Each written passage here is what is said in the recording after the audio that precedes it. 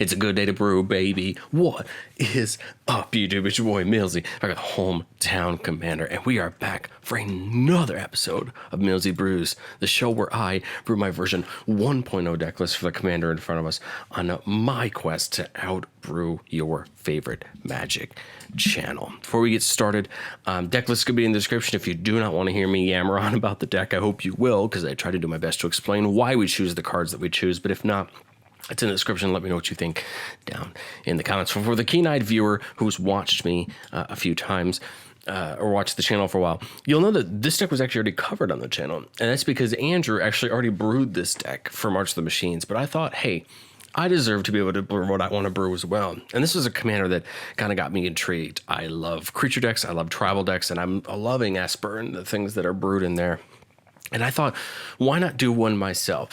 Why not pump up the value of the budget a little bit, try to use some more stapley type cards, and try to build maybe a little bit higher powered of a Knights deck, try to get some fun synergies and some different things, try to move our card pool up, use different things, and make Sidar as fun as we can. So if that's something that interests you, stick around and let's rock into it. I also want to say at the end of this video, I am going to be doing some goldfish hands, probably one or two. I want to do my best to do more of that because I know the videos have gotten shorter now that we've kind of cutting everything down a little bit. And so that will be coming as well as every video going forward will have timestamps as well. We're trying to be better as a channel, not only me, but Andrew as well. Now he's going to be joining us. So I want to do my best to put our best foot forward. And if that means timestamps, I'm going to do it. I'm going to commit to it. But Jabari of Zhalfir, if you haven't seen him before, 1 white, blue, black for a 4/3 human knight, has the Eminence ability. Eminence is back, but it's okay. This one isn't broken. It says whenever you attack with one or more knights, if Jabari is in the command zone or on the battlefield, draw a card and then discard. So we get to loot one whether he's in the command zone or on the battlefield, which is great. Flying first strike. Now, both of those are important because of the next ability. When it deals combat damage to a player, return target knight from your graveyard to the battlefield. So whenever it deals damage to a player, knight creature card from your graveyard to the battlefield. So we're going to try to do two things with this deck on average. One, we want to go wide. Knights are very good at going wide, making tokens, pumping each other up, getting to be hard to get in combat. We don't have any natural baked in like trample in these colors, but what I think we can do is just get very hard for our opponents to block us. First strike, death touch, double strike. There's a lot of abilities we can give our knights, and the more of it we can get, the better. And the second is trying to give Sidar double strike, because his ability goes off every time he deals damage to an opponent. So if he deals it twice, first strike and then normal damage, we will actually reanimate 2 different knights from our graveyard. So we have a little bit of reanimation. We don't mind pitching some things to the graveyard and reanimating them back for Sidar Jabari. The great part about that is when you attack, we could pitch the 1, draw, and then we always hopefully have 1 to reanimate back. But what I like about this mechanic, and I've seen it actually a couple times already with Andrew playing his version of this deck on the table, is you always have this no matter what. So before Jabari out, we can kind of preload the graveyard a little bit so that when he comes out, we can use his ability, or we can just cheat in some very expensive knights and bring them back to the battlefield. When we talk about the creatures themselves, we'll talk about some of the really great things we want to do to kind of like what we would like to do in order to get those knights, which ones we want to reanimate and do different things like that. But just like I said before, we're going to do timestamps. So I'm going to timestamp every section so you can see when we're talking about, well, let's get down to the mana base. The mana base, I really have always just, I don't know what it is about Esper specifically, but I think this is a mana base that just does a really good job with the access to the lands that it has. Of course, it'd be perfect if we had green and we had something like Beseiju, but we don't. We get to still play Otawara. It's one of my favorite of the utility lands that we get to play. I thought about Castle Lochthwain as well to draw some cards, but I don't know. I really like the lands they have. I like Arcane Sanctum, although you could argue it's just a tap tri-land just like everything else, and sure, you're 100% right. But I love the art on the lands, and I don't know. There's some of my favorite borderless and floor lands to play, so I always love playing an Esper deck. We're playing things like Cavernous Souls to take advantage of the fact that we're going to be casting a ton of knights. They can do any color there. Path of Ancestry and Reflecting Pool are going to give us almost every color we need. All the time. Exotic Orchard is going to be a little bit of a mixed bag, but more often than not, it's going to get us at least one of our colors. Well, the one thing you're going to notice pretty quickly between Andrew's list and mine, and it was the first thing I actually told him after recording that episode and talking to him, was I'm a guy who's played a lot of tribal decks, a lot of go wide decks, and the one thing I've learned is that enchantments are some of the most important things we have access to, enchantments and artifacts for tribes. And the main thing is anything that can flat bump your creatures, anything that can give your creatures advantage is really important. So the big things that are going to vary between our lists is that the first, I believe he's playing Chivalric Alliance as well, but this is going to draw us a card whenever we attack with 2 or more creatures. I decided not to play something like Reconnaissance Mission and play this because for 2 mana, I can pitch a knight into my graveyard and get a token and then get that back with Jabari. So to me, yes, we're not getting as many draws as off the Reconnaissance Mission, but this comes down earlier and it has that added value. Etchings of the Chosen is one of my single favorite tribal enchantments, especially in white and black, because it does a lot of great things. One, it flat +1/+1 buffs all your creatures.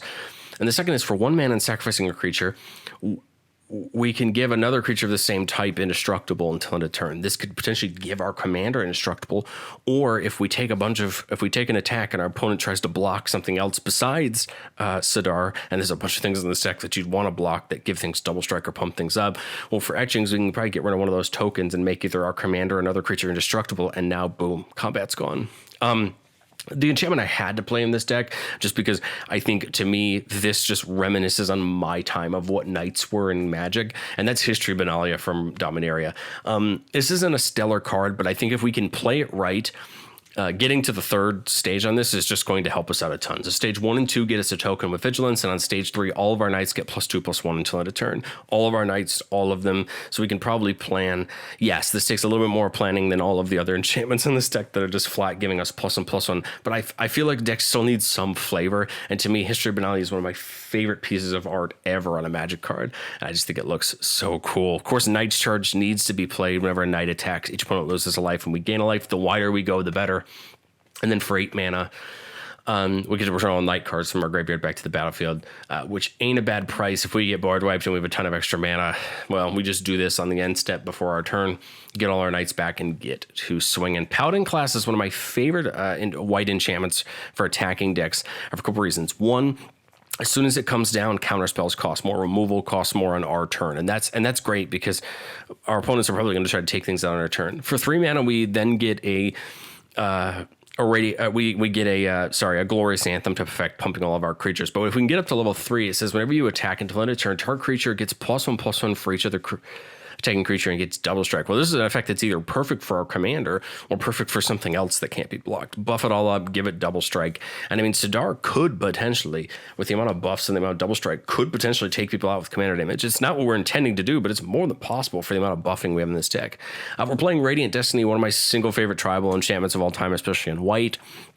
It just gives a flat +1/+1, but if we have 10 or more permanents at least once while this is down, we get the City's Blessing. We have the City's Blessing for the rest of the game, and then they also have Vigilance, so +1/+1 and Vigilance. I like this a little bit better than something like Glorious Anthem because it's only 1 white pip instead of 2, and you get that flat Vigilance across the board for all of your creatures. Now, it only happens for knights, but again, every single creature we're playing is a knight, so we're not that worried about it. And then on the general value side, Black Market Connections, it's a black staple, I think, at this point for a reason. It gives you the extra draw, it gives you the treasures, it can make us technically a knight token if we want to because it's changeling. I just think this does a lot of great things. At minimum, it's a treasure and a life, and I think we're more willing to pay that life all the time to get it. Ristic Study for some draw.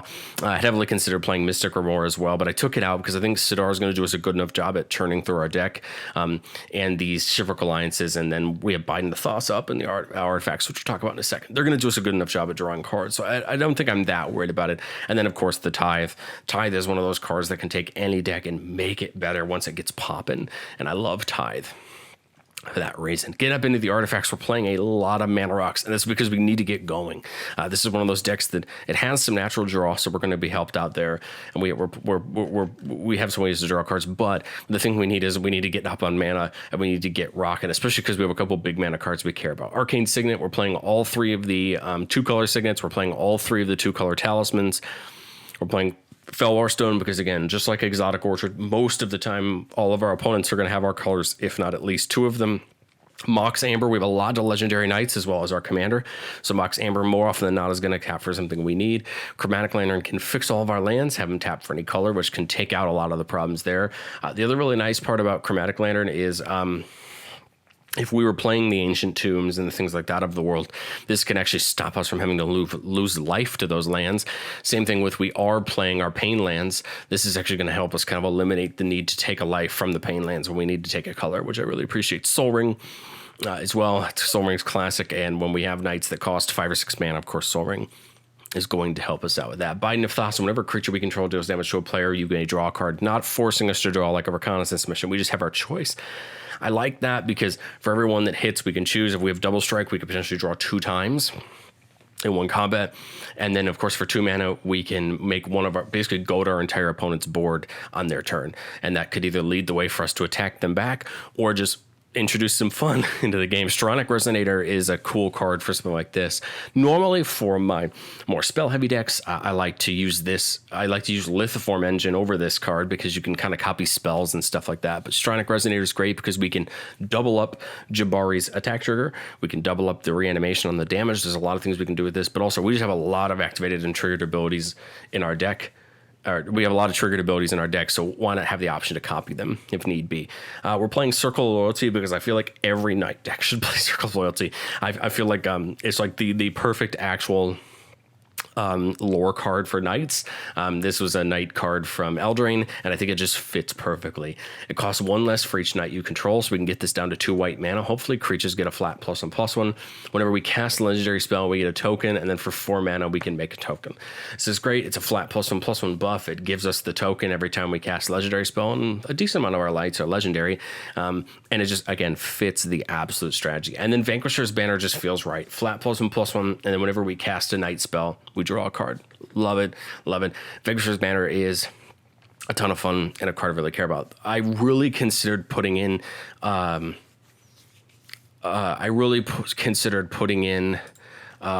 can't think of the name off the top of my head, Coat of Arms in the deck, because I think Coat of Arms is one of those artifacts that could probably just end a game outright, buffing our entire board. I just couldn't find a spot for it. So it'd be one of those things where I would probably see how the testing goes, and if it's needed, I would probably pull it in, because we have plenty of ways to search. Spoiler alert, we're playing an Esper. We have access to some of the best tutors in the game. If we needed that Coat of Arms, we could find it. So let's really quick talk about it. I am playing with tutors. I did not really restrict myself to budget here, so we're playing Demonic Tutor, Enlightened Tutor, and Vampiric Tutor. Now, sure, I could probably have messed with Imperial Seal or something like that, but I also added Entomb, and the reason I added Entomb was because we can respond. If we know Jabari is going to get through, we can Entomb, put a knight we want into our graveyard, and then reanimate it. So Entomb becomes equally as important as well. For board wipes, we're playing Farewell and Kindred Dominance. Both are really great. Farewell, unfortunately, is not one-sided, but it will probably nuke the entire board. And Kindred Dominance, we can just pick knight and destroy all non-knight creatures, and that will probably help us go a long way to end the game. Reanimate to get a creature back if we need it, and then Victimize, another reanimate spell. Choose 2 creatures in our graveyard, sack one. Most of the time it's going to be a token, and bring the other ones back tapped. I love it. It's a great card, especially in a deck like this where we can try to load the graveyard ourselves if we want to. And then, for instance, we're playing an equal mix, basically, of removal and protection. On the removal side, Anguished Unmaking can hit any non-land permanent. We lose 3 lives in the process. It's fine because it can hit anything. Deadly Rollick can hit any creature and exile it. And as long as we have Jabari out, it's free. Fierce Guardianship, of course, are 1 counterspell, and then Swords to Plowshares for some targeted creature removal. And then for protection, Clever Concealment, one of my favorite new cards, or at least in the last couple months. We should have enough creatures to convoke this at any time. If not, we can leave some mana up to do it as well. Literally phase all of our non-land permanents out, avoid a board wipe, avoid a lot of things. And then on the next turn, they all phase back in and we're good to go. We have all of it going and we are ready to go. Flawless Maneuver, same thing as Fierce and Deadly Rollick. If we have our commander out, it's free. Everything gets indestructible. This could help us out with a board wipe. This won't protect us from something like Farewell, but it'll protect us from any board wipe that isn't a sacrifice board wipe. So if someone says, each opponent picks a creature and sacrifices the rest, well, that's not going to help for Flawless Maneuver, but it'll help for almost everything else. And we're also playing the T Protection, Fairy's Protection. Again, this will protect us from the Farewells. It'll protect us from a lot of things, and that is pretty darn helpful as well. And also, our life total can't change, so it's going to stop us from pinging damage and loss of life, which is helpful as well. It's just going to protect us from a lot of things and get us out of the way. Clever Concealment will only protect our board, whereas Teferi's Protection protects everything. All right, let's get into the creatures. We'll talk about the 2 battles in a second, but I want to talk about all the creatures because I get to play some of my favorite knights that have ever been printed and what I think are some of the best new knights that have been printing. I love Adeline. Adeline's a card that I've had a ton of fun with in my Jetmir lists, and it's great to see it here. It is a knight, so it's going to get nice and big. No, it just makes human tokens. It'd be great if they were knights as well, but that's fine. I don't think we really care. I just think... that 1/1's going to is what it is. We really just care about this star 4 Adeline that's just going to get big and get hard to deal with. Ariel Knight of Windgrace seems like a great card. It's a 4/4 with Vigilance, so it's going to get pretty big in this deck. But we have 2 choices. We can make a token, or we can pay a black, tap it, and tap a bunch of knights to destroy target creature powerless. So this gives us a little bit more removal as well. The best part is we can attack with it, and if our Hobold is Vigilance, then we can just do this on our opponent's turn. It doesn't say it's sorcery speed, so we can kind of play around with this. I like these creatures that have these abilities to tap things and kind of use them for added availability. Well, we got 1 new knight in March of the Machine, the Aftermath, and that was Ayara's Oathsworn. So when it deals combat damage to a player, if it has fewer than 4 counters on it, put a counter on it. Then if it is exactly 4, search your library for a card, put it in your hand to shuffle. So on the 4th counter, we get a free tutor, but it is a 2/2 with Menace, so it's still going to attack pretty darn well. If History Benalia was an auto included for me because of Dominaria, Benalish Marshall was as well. Other creatures you control got +1/+1. To me, this is what I think of when I think of knights, especially from Dominaria, and I felt like it needed to be represented here. I love this card, and this is a great reanimation target with Jabari. Corpse Knight, whenever another creature enters the battlefield under your control, each opponent loses a life. This is great. This card is going to work with our reanimation. It's going to work with making tokens. I like it, and it's not too bad being a 2/2 itself. Exsanguinator Cavalry, Menace and Lifelink, great set of abilities. Whenever a knight you control deals combat damage to a player, put a counter on it and create a blood token. I love this ability because the counter, of course, is going to be very useful for combat, but the blood token is going to allow us to discard knights into the graveyard to get them reanimated with Jabari. So I like this. It's a great ability. I think it works really well with Jabari. Well, one of the main knights that we want to get out of our graveyard is Hacken's Stormguard Scourge, because we can only cast it from our graveyard, but not anywhere else. So, of course, we can either cast it from our graveyard or we can get it back with Jabari's ability. And it says as long as it's on the battlefield, we can cast night spells from our graveyard. Well, this is perfect. Our knights die. We can recast them back out, or we can reanimate that back out. So Hacken's great because it kind of gives us all that ability. And then whenever it dies, we lose 2 life, which is kind of unfortunate. But I think being able to play our knights out of the graveyard is so important. Well, if there's any one card from the deck that I would say was a reason to play knights, it was certainly Herald of Hoofbeats. Horsemanship and other knights you control have horsemanship. Well, it's basically the way to give your entire board unblockable. That's what horsemanship is in this deck. And believe me, we will take advantage of it, because when we have a bunch of cards that can give all of our creatures double strike, this is going to probably leading to end games. And one of those cards is Kinsbane Cavalier, a very expensive creature because it was only ever printed once, but it's good because it gives all of our creatures double strike. And it's very important, not only for Jabari, because then he can get his ability twice for reanimating, but just because the bigger our creatures are, the harder they're going to hit. Knight Exemplar comes in and gives all of our other creatures indestructible, and that's plus and plus and indestructible. That's great. The best we can do to survive board wipes, the better. Knight of the White Orchid has first strike, and then whenever it enters the battlefield, an opponent controls more lands than you may search your library for a plains card, put it on the battlefield, then shuffle. I like this. This can go get our Triumph. This can go get the 2 shock lands that we have that are plains. If you notice that you're always kind of fetching your lands out quickly, we could purposely bring in like Prairie Stream as another plains option if we notice that this is something is always missing. I think that would be more than fair. Lockthrowing Lancer, Menace, and whenever a knight you control dies, each opponent loses a life and you draw a card. This is great. I mean, anything that affects our opponents when our things die is great. I mean, you could, if you really wanted to, like, care about this dying, like, I'm sure you could build some sort of mono black knights list with this and take real advantage of that. But I love it here because it's just you want to block and kill my creature, everyone loses a life, and I draw a card, and then I can potentially just reanimate that back. Marshal of Zhalfir, just a little +1/+1 buff, and for two mana we can tap a creature. This was kind of my response to not playing the glorious anthems, because I feel like we have so many creatures that do it. Why put it in the enchantment slot? Midnight Reaper, whenever non-token creature we control dies, it deals 1 damage to us and we draw a card. I don't think we mind that. It just refills our hand, gets us more thing. Murderous Rider, Swift End is another little piece of removal, and then a 2/3 with lifelink when we play it off the adventure. So I like Murderous Rider. I like that it kind of fits 2 roles in the deck. I wish we had more adventure cards. We have 1 more in the deck that we're going to talk about here in a second, but I wish we had more of them. And yes, we have Foulmire Knight. We had a couple others, but they just didn't fit what I wanted. I wanted to try to get all of our creatures a little bit beefier so that we can kind of buff the squad. Foulmire Knight is great though, being a 1/1 with Death Touch. I don't know. It just didn't fit the final cuts for me. Silverblade Paladin has Soul Bond, so you can pair this creature with another unpaired creature when either enters the battlefield.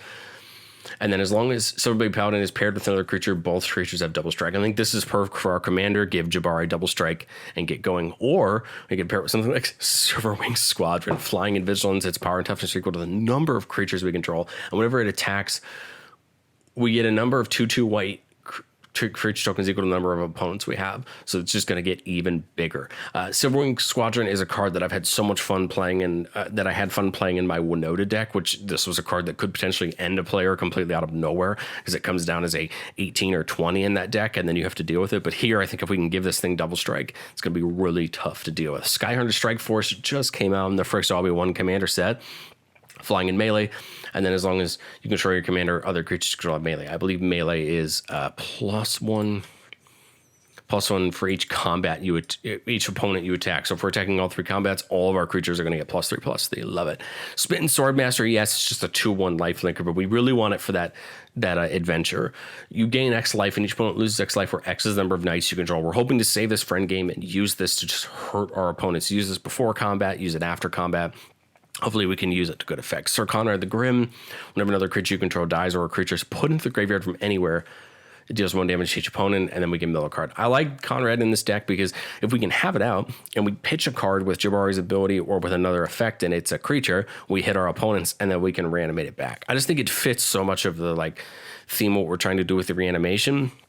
But if not, just anytime anyone kills one of our creatures, everyone loses a life. So that's fine. I mean, Conrad does exactly what we're trying to do. Valiant Knight, give everyone a flat +1/+1, and then for 5 mana we can give all of our knights double strike, and that's pretty darn good most of the time. It is at instant speed, so we could do it before combat and let people block, or before damage, let people block how they want to, and then give double strike. Or if we need it to alpha strike for the turn, we can do that. Again, I've tried to build as much double strike into this deck as I can because I think that's the way we're going to end up ending the game. And then Vidalian Wave Knight, this card's so good. Whenever you draw a card, put a +1/+1 counter on each other merfolk and or knight you control. Jabari draws this card off his trigger. There are a couple different ways to do that, whether it's dealing combat damage or whatever. So we're going to get a lot of counters on all of our knights. The one thing I find interesting here is this is a merfolk knight in white-blue. I'm kind of interested to see if we get some more knights in Ixalan, since this is pairing merfolk with it. We'll come back to that when we get there, but I think this might be a hint. We might get some more. Yeah, well, we're playing 2 battles. If you've heard our Andrews and I's episode of Commander Brew Crew, where we talked through our favorite cards for the 99 of March of the Machine, you'll have seen that he and I both shared our love for Invasion of Gobakhan. On the front side, it's just a 2 mana, pick something out of somebody's hand, and that spell costs 2 more to cast, which can look kind of underwhelming in Commander, but for 3 defense counters, we can flip it to the backside and get at the beginning of our end step, put a +1/+1 counter on each creature that attacked, and we can just sack it to give everything hexproof and indestructible. This ability, this sack to give everything hexproof and indestructible, is more than worth the cost of trying to flip it. And if you think about it, it's kind of a free copy of Flawless Maneuver, which is already a great spell. The way I think about this is basically Heroic Intervention and a deck that can't play Heroic Intervention, and I think that's pretty darn important. And then our last battle, because this one seems to be right on theme, Invasion of Phyrexia, X white, blue, make X knight creature tokens with vigilance, and then if we get it to the backside, we get a Teferi that can draw some cards, and then we can discard 2 cards unless we discard a creature card. Well, we just want to discard the creature, right? Because then we can get it back with Jabari. -2 to just give every knight a flat +1/+0 and ward 1. And then -3 says tap X, untap creatures control. When you do, shuffle target non-land permanent opponent controls and mana value X or less into its library. So we have some pseudo removal that's going to get around destruction or indestructible by just shuffling it back. And so there we go. That's my version of Knights. Let's do a quick play test. Let's see what we got. So we see a shuffler kind of let us down here. A lot of people will say, oh, well, it's because I've always found with the decks that I try to playtest on here, I generally get some comments back about not playing enough lands, but I've never had an issue in paper. It's only ever playtesting on here that we see issues with the lands, and I guess you could call that just good luck on my part when I shuffle in person, or you could say, oh, well, that's stacking or mana weaving my deck, whatever you want to call it. It's just, I've never had an issue in actual paper. It's just on here sometimes I don't see the best, but this is perfect. We took our free mulligan, and this looks absolutely great. Turn one, I would probably hit this Flooded Strand, and we're just going to go get the Rafine's Tower. Just not going to do it for the sake of time. So this would be our Rafine's Tower. Turn two, we probably should get this Reflecting Pool down and get our boots down. Turn three, I would probably get the Study down and start drawing some cards. And then turn four, we could probably get this Cavernous Souls down and jump our commander out. It doesn't have haste, but we could get it going. And then the next turn, let's get the Deserted Beach, get the boots up, and then I would get my Paladin out here to give this double strike and start swinging. I could pitch this on the attack to get that going, and I have both Flawless Maneuver and Fierce Guardianship to protect me from there. So that's just one example. So as you could see, that's kind of our sequencing. This one, again, I think we're gonna have the exact same problem, not going to lands. This one's a little bit better. We have both the lands. It's gonna be a little bit slower, but let's do it. Let's put the Hallowed Fountain in. This is Commander. I mean, personally, I would probably just dump this for the 2 life and put the Paladin class down, even though it doesn't actually do us any good.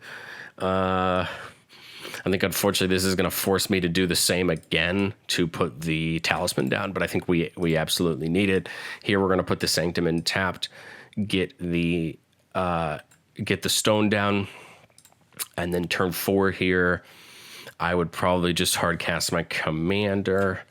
And then we'll go one more turn, turn 5, probably my Paladin to give it double strike. I would probably pitch the Herald, get through for some damage, and kind of build from there. So I hope that kind of shows you what we're trying to do. Go wide, get the value down, and enjoy it. What do you guys think of my Knights deck? Let me know down in the description. I'd love to hear what you think of my a little bit more budget Knights. No, the deck's not perfect. I think with a lot of testing, we could find a lot of different things to add in. I thought about things like Stone Forge work. I thought about things, like I said, of Coat of Arms.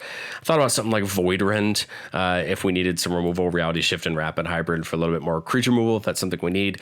As far as on the enchantment side, Duelist Heritage felt like it could be good to give him double strike every turn, but the only reason I didn't put it in there was I wanted to flesh out some other types of things. Kindred Discovery felt right. Mystic Remore felt right. Just wasn't entirely sure. And then on the creatures, I really loved the Acclaimed Contender of the Battle Angels. I just couldn't find the spot for them. I wanted to kind of get a bunch of those combat boosting type knights in there. I like the look of Nadar. Could be kind of fun in a deck like this. Go through the dungeons, get some value. I like the idea of Knight of Ebon Legion as another little slot. And then, of course, Wintermoor Commander sees a lot of play in the precon, of course, because when it attacks, you give something indestructible. But I just kind of wanted to play around with some different knights. But yeah, let me know what you guys think down in the comments, and I will catch you guys next time.